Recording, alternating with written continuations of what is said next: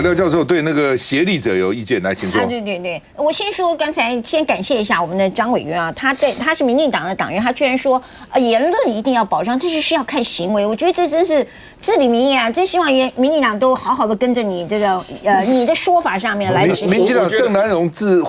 焚以后，民进党不是要追求100%的言论自由，这是民进党很重要的一个精神。我们的 NCC 告诉我们没有100%的言论自由。我觉得民进党里面啊，几乎都是有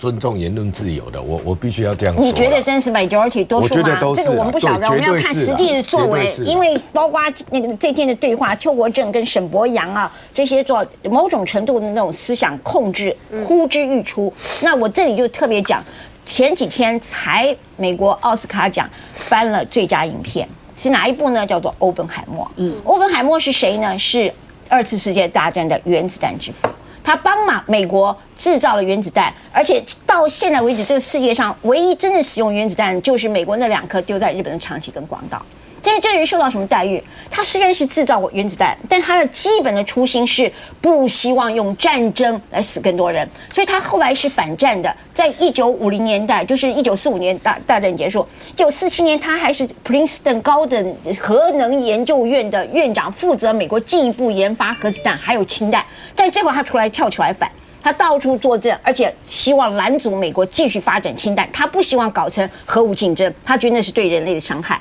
结果是美国麦卡锡时代开会找出证据，蛛丝马迹，认为他是共产党同路人，从此他取掉他所有的安全许可，他再也不能碰触所谓核弹、国防武器这一类，他一直可以写他的研究。他直到2022年，美国人才给他平反。所以你看，人类做了多少这种蠢事，那所以这是。任何一个执政党一定要警惕的，一个天才、一个智慧被言论自由来控制，而且是用共产党同路人把它钳制，而且在美国，那我还要再说，我们年轻的时候，我跟这几个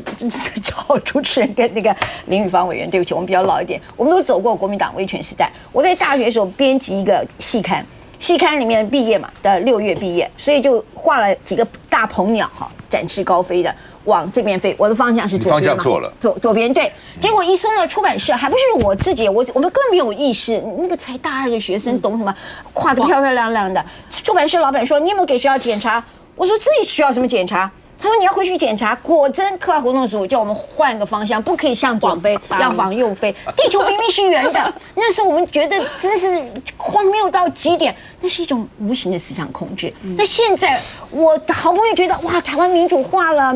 而且民进党是这么崇尚100%的言论自由。拼了命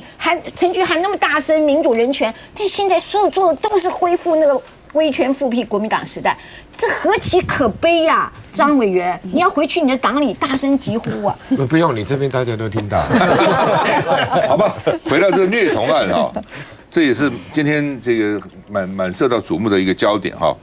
那当然是又分几个，第一个那2个保姆，对不对？那2个保姆实在是太恶劣，小孩子10个指甲被拔掉，我1个指甲都已经很痛，我还没有被拔我只是压到，我当时觉得心脏快停了，真的是锥心刺骨之痛然后我礼拜5要去荣总骨科去拆线，这么小个地方缝了8针，开个小手术，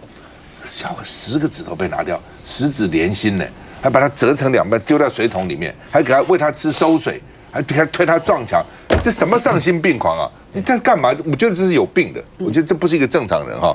那所以呢，我第一个就是为什么给他让他能够收养？他之前也养了5个，也接了5个，好像还没发生这么严重的事。他照顾，他没有收养，他没有收养。但是保姆照顾，用保姆身份。但是说有家长说全身有红，可能那时候已经被虐待，只是当时没有不知道那另外的检警因为有拘票去搜索，有搜索票搜索儿童，同时把那个社工昨天这个上手铐带走。那今天社工就出来骂了，说让我们士气低落，对不对？他只不过执行，他有14个个案在身上，会不会太过操劳？是不是太累了？原来可以考上台大法律系，因为想要做社工，结果没有去上比较低分的这个社工系，后来果然做了社工。那今天怎么变成这样子呢？是有没有问题？好，结果呢，早上警察的时候我是按照 SOP 发拘票，我就得这样做。后来到了下午又说不是，这个好像太过头了，然后处分那个带队的警员哈，要给他升阶哈，这在警员基层警员士气又低落了，所以我们是按照规定来，你为什么对我们这样哈？哎，好吧，到底另外又说幼儿专责医生制啊，也没有真的注意到这种弱势的小孩啊，等等啊，那到底这个3岁以下现在还有要出养的儿童205人。也没有纳入这个专责医师计划啊。本来这个是没有人知道的，只是这个虐待小孩这一家人，这姐妹呢，他们的大概长辈啊祖母，他请了一个外劳来照顾他，外佣照顾他，他看不过去了，把他录下来了，否则家里人把这个事情守得这个水火不漏啊，滴水不漏啊，是拍出来这个照片才发觉原来有这样的事情哦。那当然引起大家很大的瞩目，很大的愤怒了哈！到底怎么回事？我们看一下。姐妹2人分别在1月和2月被收押禁见，但看守所的生活和被虐致死的凯凯相比，显得舒适许多。刘姓保姆姐妹2人是双双遭到了羁押禁见，不过呢，因为他们是同案的被告缘故，因此呢，必须要分舍房来睡觉，就是要避免他们有串证串供的嫌疑。他们各有3名室友，而且运动的时间也要和其他人分开。保姆姐妹档的3名室友是诈欺毒品相关案件的被告，不过因为都羁押禁见，不能和其他人接触，大部分时间都在舍房里。13号的3餐曝光，早餐是芋泥包子和豆浆，午餐是酥炸腿排、蒸蛋、虾米青江菜和山粉圆汤，晚餐则有卤肉饭、蒜香银芽、茶叶蛋和排骨萝卜汤。每天晚上9点熄灯，睡觉时间多达9个小时，另外还有3个小时可以运动，在舍房内也能看报纸。对比他为男童搜水虐待，在看守所内不止3餐吃得好，还能睡到自然醒。虐童案曝光后持续延烧，已经到了人神共愤的地步，也传出保姆出租的房屋有房客曾听到凯凯大哭求饶的声音，但最后没有报警。发生这样的事情相当自责，也有其他邻居发现异状。认识保姆的民众都说，他们家经济状况似乎不差，有房可以租人，但他在家虐待男童，家人声称不知情，引起挞伐。他们这个楼上这个停车位哈，别人他不让停，跟你讲，这是我们的尸堆啊，我们为啥停呢？他很霸，大家拢好了，那个厝咧租人，个开几万的好钱哪里缺钱？脸书紧急关闭，保姆的职业军人丈夫也被肉搜起底，网友灌爆留言要求给个交代。不过凯凯身世坎坷，传出妈妈正在服刑，但矫正署表示目前没有接获通报有受刑人家中发生这样的状况，也不排除亲生母亲可能至今还不知情。来云，我觉得这个虐待孩子致死的这2位保姆真的是非常的可恶哦，那个所有的手法其实都非常的残忍哦，就像刚刚赵大哥讲的，我们大人这个指甲你稍微戳到，你都会觉得非常的痛，因为那边的神经其实非常敏感。那如果你用这样的方式去剥夺一个孩子的生命，我觉得这个真的是非常重大的一个罪犯哦。所以今天我在立法院也讲啊，之前我其实曾经提出修法，因为过去就有儿虐致死的个案，那我们刑法286，我们现在这一种伤害孩子致死，最多只到无期徒刑，18岁以下哈。对，我觉得这个真的是普通杀人罪都是死刑哎。对，就是你这个部分，为什么孩子活活被受虐致死，他那么的痛苦？那我们在刑法上面不能给孩子一个公平正义，所以我今天也提出这样的一个修法。我希望这个不是只有无期徒刑，最高可以到死刑哦，因为毕竟台湾现在我们还是执行死刑的国家。那其他的罪跟这一种去虐待一个孩子致死的罪，我觉得虐待孩子致死的罪更可恶啊，因为小孩子完全不会反抗，毫无招架能力，所以针对这2位保姆，我觉得真的是要严惩重罚，而且他在过程当中竟然还可以去PO脸书，然后传给彼此这样的讯息，我觉得这个在心理方面可能也出现极大的扭曲。那就了解他们之前还有人是从事教保的工作，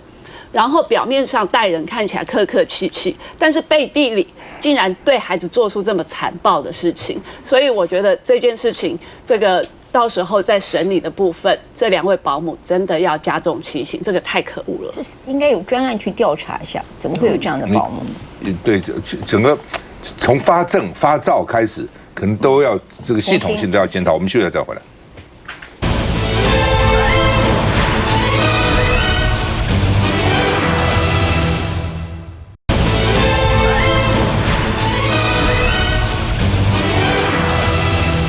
好吧，这个孩子吃馊水哈，那现在呢，保姆呢这个被讲说恶保姆在看守所可以吃酥炸鸡腿啊，还要喝粉圆汤，这网络又炸锅了，就给看喝馊水啊。那另外呢，儿福联盟的脸书今天一片全黑，虽然林志嘉这个理事长有出来道歉，那他一片全黑是表示他们很心痛吧，网络也是愤怒的。你看他多黑哦。卫福部已经暂停儿福联盟出养啊，就是他们不能去这个把孩子给别人照顾了哈。那另外呢，有一件争议就是他的讲过他这个社工员哈被上铐哦，引起争议哈。那而且哭着离开地检署哈，所以呢，这个就有人说你是故意作秀，平息大家的愤怒，为什么要这样对这个社工员哈？真的有问题的是那2个保姆哈。那台北市警察局长呢是说这个借据暴露了哦，因为看到了哦，所以呢应该处分这个侦查队长，给他升戒。但是我讲过，基层员警又爆炸了哈。那另外呢，这个社会局长也哽咽啊，说司法处理啊不应该这么粗糙，应该被检讨哈。那另外呢，他30万交保，工会也提出4个质疑，说这样的话，我们可能社工人员待遇又低。赖清德以前还叫我们做功德，对不对？你现在这样把我们做功德还要上铐，哦，是可能会出走潮哈。蒋万安也就说，社工人员不应该成为戴罪的羔羊哈。那所以呢，基层就炸锅了，说违罪者是不是可以这个不要上铐哦？违罪者他没有大的罪嘛哈。那好，我们看到底什么叫做要上铐，什么不上铐？我们去查啊，查出这个警察职权行使法吧，警察职权行使法第20条，警察依法留置管束人民，有下列情形有必要时使用警铐或其他经核定，有必要时啊，我们现在看几乎都给他上铐，而且这是 SOP 告诉我们要上铐，你让检察也很为难嘛。其实不是这样子啊，第一个抗拒留置管束措施，抗拒留置跟管束，不给你要带走啊，或是呢攻击警察或他人。哦，然后呢，毁损执行人员或他人的物品，会有攻击、毁损行为之余，担心他会攻击啊。另外呢，他怕他自杀、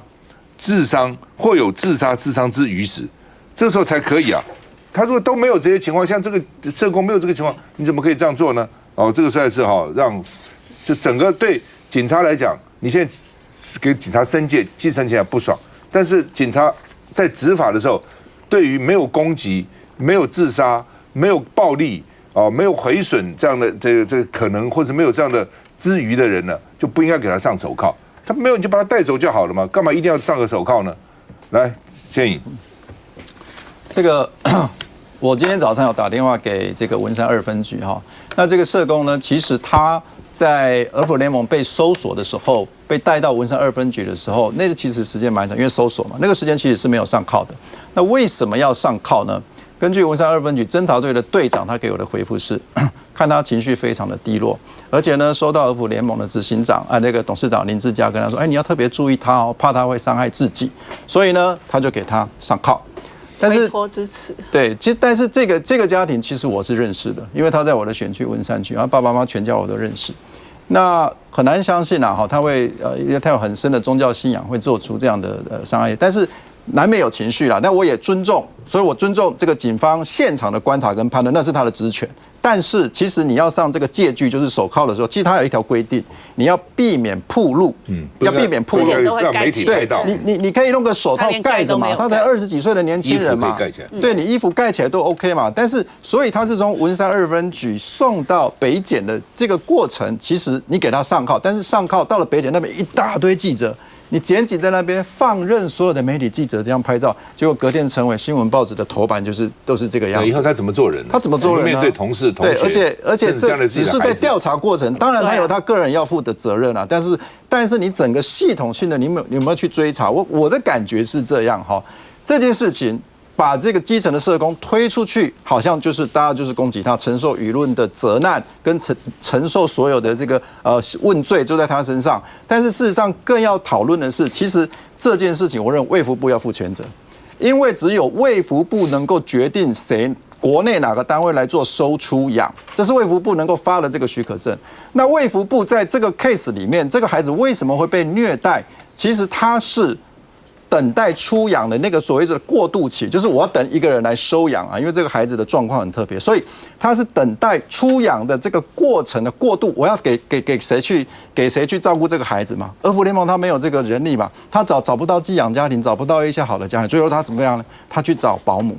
那保姆的整个受的训练、跟发的执照、跟要求，跟我们刚刚讲的这个寄养的是完全不一样的。好，那以台北市社会局来讲，一般的这种比较有状况的孩子，像这个孩子哦，一般他是放3个地方，一个叫做儿少机构，那人多大家一起看这个孩子；第二个叫团体家庭，团体家庭就是说很多的孩子一起可能就在一个家庭里面，大家一起共同生活照顾他。第3个叫寄养家庭，寄养家庭不是看他的能力，还看他的家人。有时候你这个孩子进去不是只有妈妈照顾，爸爸会不会对他怎么样啊？哥哥会不会对他怎么样？全部一起看，然后这3种大概孩子放进去是比较好的。结果没有，他没有放在这3种的任何一种，他把它交给一个保姆，而且这个保姆呢，24小时。好，那24小时。360就是等待，如果你要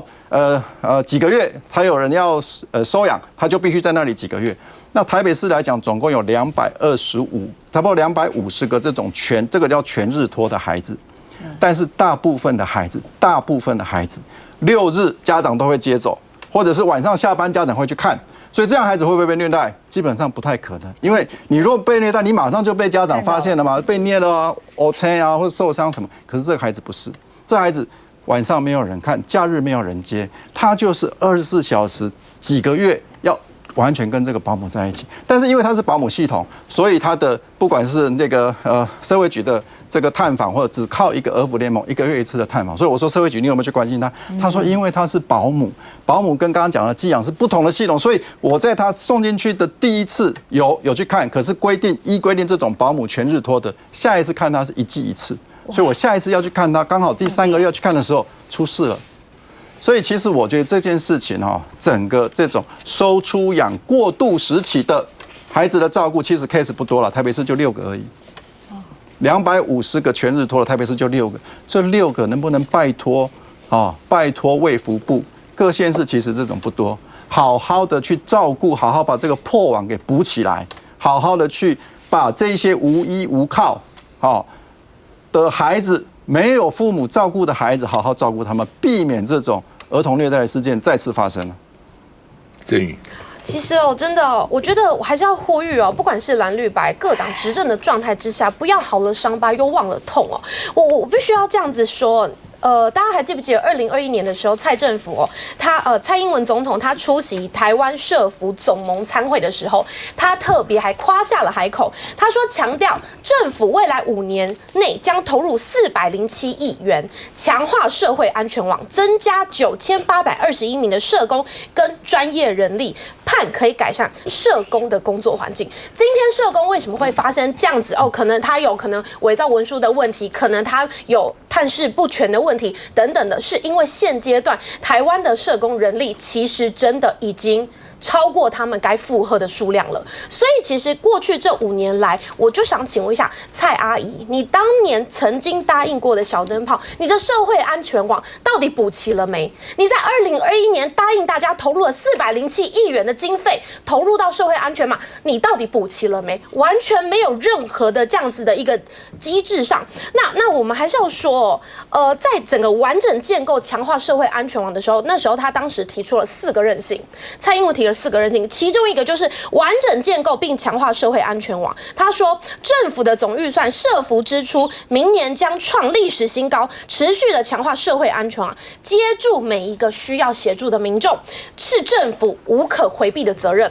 所以想请问一下，现在整个蔡政府，你们谁负起了责任？还是又要像陈时中说我负责？你们谁负责？一个生命，一个小小的完全没有无缚鸡之力的孩子就这样被虐待身亡，请问你们的社会安全网到底补在哪里？你的407亿元的投入在哪里？我们没有看见。那我们刚刚说到了社会局的部分，其实这让我真的蛮难过，也蛮痛心的。就是这整个机制下到底出了什么样的问题？中央有中央的权责，儿福有儿福的权责，地方政府也有他该负的权责。这边我补充一下，12月24号，台北市社会局接到通报，12月25他们要求停托，但是呢，保姆因为收押，所以禁止通信，所以他没有接收到任何的资讯。我在这边提供大家一个数据哦，在这个事发我就调了一个资料，过去5年来哦，我们基本上台北市核发的保姆数字大概是450人到500人左右，但是我们在过去5年来废止我们的执照的数量，其实真的都是1件2件。那我就问了，现在这2位保姆，他的犯罪事实这么明显，请问你们废止了没？我在这边公开点名哦，台北市政府社会局，为什么这2个保姆的执照到现在还没有废止？还没有废止。如果照检调说，他们已经秘密调查了3个月了，3个月的时间，台北市政府完全没有任何的掌握吗？这是让人家非常痛心的。在这个时候，不要再去推脱是谁跟谁该负的责任。台北市政府社会局该负起的责任，我当然知道，可能现在是系统上跟结构上可能会有问题。但是如果已经秘密调查3个月了，也许他可能新闻被覆盖掉，被压新闻过去。但这3个月，行政系统到底怎么了？行政系统失灵的程度到现在这样子，到底为什么必须要来去猎巫一个社工？我认为这是一个很大的问题，这是一个循环呐。如果说这整个结构性上面的问题，你必须要这样的方式，我必须说，刚刚少康哥特别讲了，你现在社工大家出走潮，然后警察也心灰意冷，我就说了，请问一下，蔡政府这整个执政状态下，所有的医护、警消，包含到现在的社工、保姆到基层员警，到底还要让多少我们这一些为社会大众做服务的这一些基层的同仁，还要到底要多少人要心灰意冷下去而求去？不要再这样子荒诞了，真的，我们的社会安全网，你当初蔡英文你答应了407亿投入，请你们明明确确的告诉台湾人民，你们做了哪些为社会安全网来补足。对，礼拜1我的那个卫环委员会就要安排这个整个社会安全网的检讨跟改进哦，因为我们现在每一年其实都还有10几个孩子因为严重受虐致死，或者是家人带着他自杀身亡，所以我们的社会安全显然还有系统性的漏洞还没有补足，不是那么的美好。那我觉得面对问题、解决问题，系统性的解决，不是由单一的社工或者是用猎物的方式来处理问题，这才是正办。像这个卫福部长讲这个什么专责医师制度漏接，这根本没有，根本看不清楚、听不懂在讲什么。我早上跟那个社会局的这个妇幼科啊、儿少科都跟他们讲，他们都不知道在讲为什么。去年11月以前的什么专职医在台北市根本没有实施，根本没有实施，你怎么接？11月以后才说全国22县市都要实施。那去年11月以后，这个孩子已经1岁10个月了。他的很多的什么专职医师非常的忙碌，所以我们的卫福部长他是这个医疗背景的，他根本不了解社工，不可能靠这个医师。当然有很好，但是你不能说这个专职医师下去就这个网就可以被补给出来，所以根本听不懂。我们很多社工都听不懂他在讲什么。休息一下再回来。